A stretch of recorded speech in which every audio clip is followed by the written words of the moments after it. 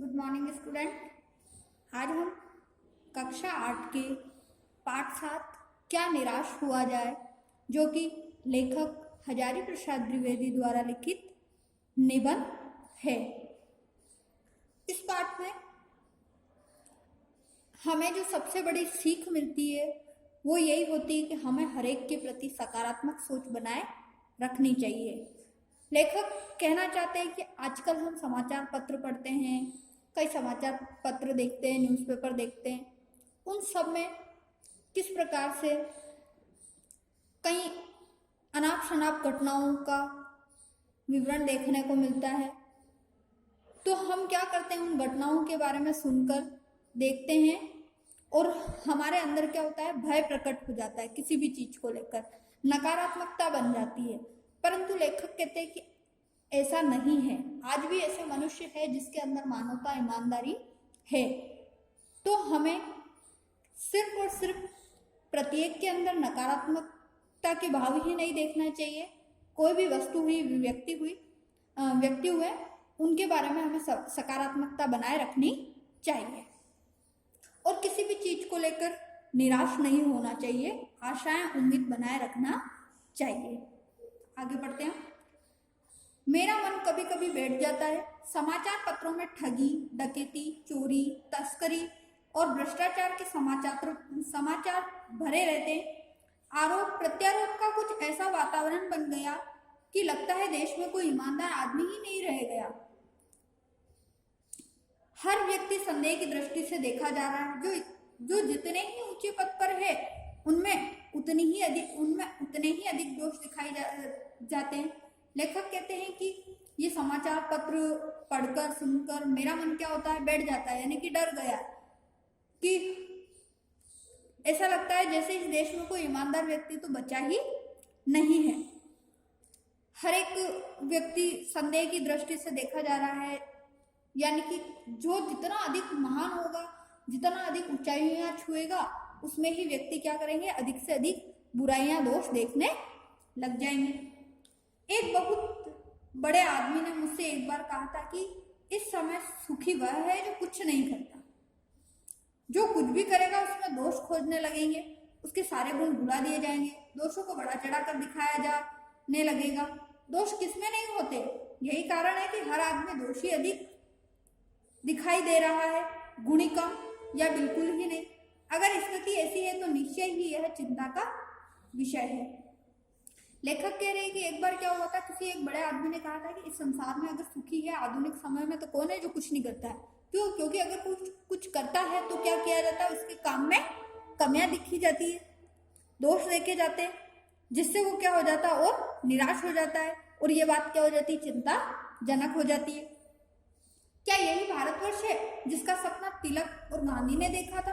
रविंद्रनाथ ठाकुर, मदन मोहन मालवीय का महान संस्कृति सभ्य भारतवर्ष किस अतीत के गहर में डूब गया? आर्य और द्रविड़, हिंदू और मुसलमान, यूरोपीय और भारतीय आदर्शों की मिलन भूमि, महान महासमुद्र क्या सूख ही गया? मेरा मन कहता है ऐसा हो नहीं सकता। हमारे महान मनुष्यों के सपनों का भारत और रहेगा। तो लेखक कहते हैं क्या ऐसा ही हमारा भारत है जिसका सपना बाल गंगाधर तिलक, महात्मा गांधी जैसे महान नेताओं ने, रविंद्रनाथ ठाकुर, जो मदन मोहन मालवीय है, इन्होंने हमारे महान संस्कृति, सभ्य और भारत का किस प्रकार से इन्होंने सपना देखा था। तो क्या हमारा भारत ऐसा ही है? उन्होंने तो सोचा था कि हमारा भारत बहुत ही सभ्य होगा और आर्य और द्रविड़, हिंदू मुसलमान, यूरोपीय और भारतीय आदर्शों की जो ये मिलन भूमि है, ये बहुत ही बड़ा महासमुद्र के समान होगा। तो क्या ये सूख गया है? लेखक कहते हैं ऐसा नहीं हो सकता। हमारा जो मन है, हमारा जो भारत है, जो महान मनुष्यों के सपनों का भारत है, वो और ही रहेगा। ऐसा नहीं हो सकता है कि इसके अंदर ईमानदारी और सकारात्मकता या मनुष्यों के अच्छे गुण समाप्त हो जाए। यह सही है कि इन दिनों कुछ ऐसा माहौल बनाए कि ईमानदारी से मेहनत करके जीविका चलाने वाले निरीह और भोले भाले श्रमजीवी पिस रहे हैं और झूठ तथा फरेब का रोजगार करने वाले फल फूल रहे। ईमानदारी की को मूर्खता का पर्याय समझा जाने लगा। सच्चाई केवल भीरू और बेबस लोगों के हिस्से पड़ी है। ऐसी स्थिति में जीवन के महान मूल्यों के बारे में लोगों की आस्था ही हिलने लगी।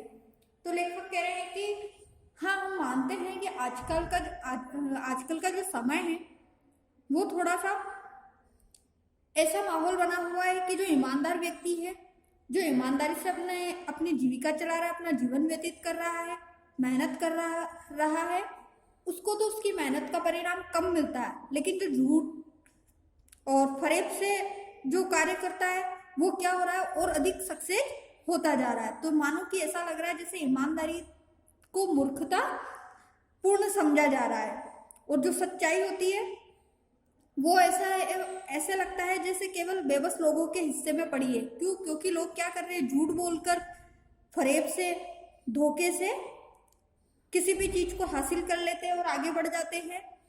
तो इस प्रकार से क्या हो रहा है कि सच्चाई और ईमानदारी के प्रति जो लोगों के मन में जो आस्था है वो क्या करने लगी है, डगमगाने लगी है। भारतवर्ष ने कभी भी भौतिक वस्तुओं के संग्रह को बहुत अधिक महत्व नहीं दिया। उसकी दृष्टि से मनुष्य के भीतर जो महान आंतरिक गुण स्थिर भाव से बैठा हुआ है वही चरम और परम है। लोभ, मोह, काम, क्रोध आदि विचार मनुष्य में स्वाभाविक रूप से विद्यमान रहते हैं, पर उन्हें प्रधान शक्ति मान लेना और अपने मन तथा बुद्धि को उन्हीं के इशारों पर छोड़ देना बहुत बुरा आचरण है। भारतवर्ष ने कभी भी उन्हें उचित नहीं माना। उन्हें सदा संयम के बंधन में बांधकर रखने का प्रयत्न किया, परंतु भूख की उपेक्षा नहीं की जा सकती, बीमार के लिए दवा की उपेक्षा नहीं की जा सकती, गुमराहों को ठीक रास्ते पर ले जाने के उपायों की उपेक्षा नहीं की जा सकती। हुआ यह है कि इस देश में कोटि कोटि दरिद्र जनों की हीन अवस्था को दूर करने के लिए ऐसे अनेक कायदे कानून बनाए गए जो कृषि, उद्योग, वाणिज्य, शिक्षा और स्वास्थ्य की स्थिति को अधिक उन्नत और सुचारू बनाने के लक्ष्य से प्रेरित है। परंतु जिन लोगों को इन कार्यों में लगना है उनका मन सब समय पवित्र नहीं होता। प्राय वे ही लक्ष्य को भूल जाते हैं और अपनी ही सुख सुविधाओं की ओर ज्यादा ध्यान देने लगते हैं। तो लेखक कह रहे हैं कि जो भारतवर्ष में कभी भी जैसे भौतिक वस्तुएं, जो सुख सुविधाएं होती है, उनका महत्व उतना नहीं रहा है। शुरू से जो महान लोगों के अंदर जो महान आंतरिक गुण होते हैं, जैसे ईमानदारी, सच्चाई, वो ही परम है, वो ही ऊंचाइयों पर है। लोभ, मोह, लालच, ये किसी भी प्रकार के जो दोष है वो स्थिर भाव से नहीं है, और न ही हमें उसे एक प्रधान शक्ति मानना है। हम अपने मन और बुद्धि को उन्हीं के इशारों पर छोड़ देना, ये हमारा बहुत बुरा आचरण है। अर्थात हमें सच्चाई और ईमानदारी को बनाए रखना चाहिए। और लेखक कहते हैं कि अगर इस देश में जो ऐसे बहुत से लोग हैं जो देश को विकसित करने के लिए शिक्षा के क्षेत्र में, स्वास्थ्य के क्षेत्र में, उद्योग, कृषि, वाणिज्य विकसित करने में लगे हैं, परंतु क्या है कि वो उस समय हर समय ईमानदार नहीं रहते। क्यों? क्योंकि वो क्या करते हैं कि पहले अपनी सुख सुविधा पर ध्यान देते हैं, इसीलिए पहले अपना भला करते हैं, फिर वो जनता का भला करते हैं। भारतवर्ष सदा कानून को धर्म के रूप में देखता आ रहा है। आज एकाएक कानून और धर्म में अंतर कर दिया गया। धर्म को धोखा नहीं दिया जा सकता, कानून को दिया जा सकता है। यही कारण है कि जो लोग धर्म भीरू है वे कानून की त्रुटियों से लाभ उठाने में संकोच नहीं करते। इस बात के पर्याप्त प्रमाण खोजे जा सकते हैं कि समाज के ऊपरी वर्ग में चाहे जो भी होता रहा हो, भीतर भीतर भारतवर्ष अब भी यह अनुभव कर रहा है कि धर्म कानून से बड़ी चीज है। अब भी सेवा, ईमानदारी, सच्चाई और आध्यात्मिकता के मूल बने हुए हैं। वे दब अवश्य गए लेकिन नष्ट नहीं हुए। आज भी वो मनुष्य से प्रेम करता है, महिलाओं का सम्मान करता है, झूठ और चोरी को गलत समझता है, दूसरों को पीड़ा पहुंचाने का पाप समझता है। हर आदमी अपने व्यक्तिगत जीवन में इस बात का अनुभव करता है।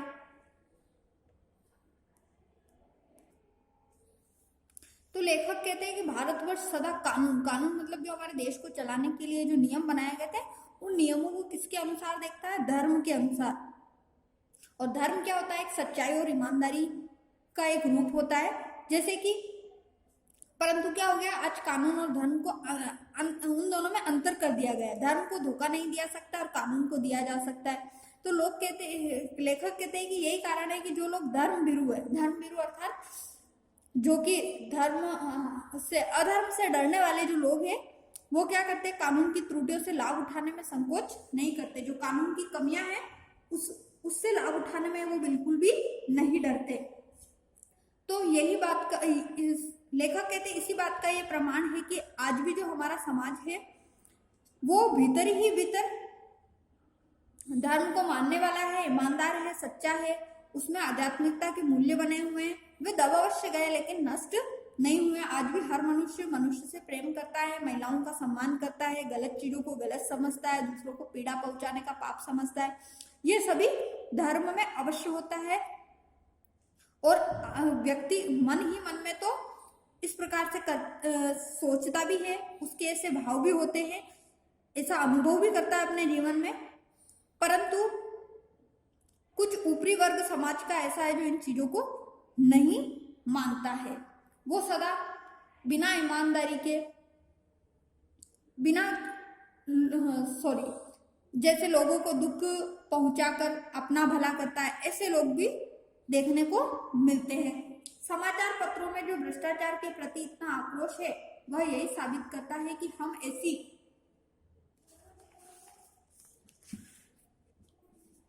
चीजों को गलत समझते और समाज में उन तत्वों की प्रतिष्ठा कम करना चाहते जो गलत तरीके से धन या मान संग्रह करते। तो लेखक कहते हैं आज भी समाज में ऐसे बहुत सारे लोग हैं जो गलत चीजों को गलत समझते हैं, गलत तरीके से धन या मान संग्रह करते हैं, और तो समाज में उन तत्वों की प्रतिष्ठा कम यानी कि उनका सम्मान कम करना चाहते हैं। दोषों का पर्दाफाश करना बुरी बात नहीं। दोषों का पर्दाफाश करना मतलब किसी के दोष बताना कोई बुरी बात नहीं। बुराई यह मालूम होती है कि किसी के आचरण के गलत पक्ष को उद्घाटित करके उसमें रस लिया जाता है और दोषा उद्घाटन को एकमात्र कर्तव्य मान लिया जाता है। बुराई में रस लेना बुरी बात है, अच्छाई में उतना ही रस लेकर उजागर न करना और भी बुरी बात है। यानी कि किसी व्यक्ति के बारे में अगर हमने कोई गुण देख लिए, कोई दोष देख लिए, तो अगर हमें पता चल गया कि इसके अंदर ये कमियां हैं तो उसके बारे में हम उसकी कमियों को बार बार उजागर करते तो ये तो गलत है। परंतु उसकी जो अच्छाइयां है उसको ना बताना, उसकी अच्छाइयों के गुण नहीं बताना, ये और अत्यधिक बुरी बात है। सैकड़ों ऐसी घटनाएं घटती है जिसे उजागर करने से लोक चित्त में अच्छाई के प्रति अच्छी भावना जगती है। तो लेखक कहते हैं कि आजकल के जो समाचार पत्र हम पढ़ते हैं उसमें कितनी सारी बुराइयां ही बुराइयां, कितनी बुरी घटनाओं के बारे में ही पढ़ते हैं। परंतु अगर हम कुछ अच्छी घटनाओं के बारे में, इस संसार में ऐसी घटनाएं भी बहुत सारी घटती है जो सकारात्मकता के भाव प्रकट करती है। अगर हम ऐसी घटनाओं के बारे में पढ़ने लग जाए, जानने लग जाए, तो लोक चित्त में यानी कि संसार के सभी लोगों में अच्छाई के प्रति क्या होने लग जाए, अच्छी भावना जागने लग जाए। तो आज हम इस चैप्टर का पार्ट 1 यहीं तक पढ़ेंगे। नेक्स्ट क्लास में हम नेक्स्ट पार्ट 2 पढ़ेंगे। आज का जो आपका होमवर्क है वो आपका है कि आपको ग्रामर टेबल यानी कि व्याकरण सारणी बनानी है। जो इस पार्ट में संज्ञा, सर्वनाम, क्रिया, विशेषण, कारक शब्द जो आए हैं उनको छांटकर 5-5 शब्दों का आपको समावेश करना है।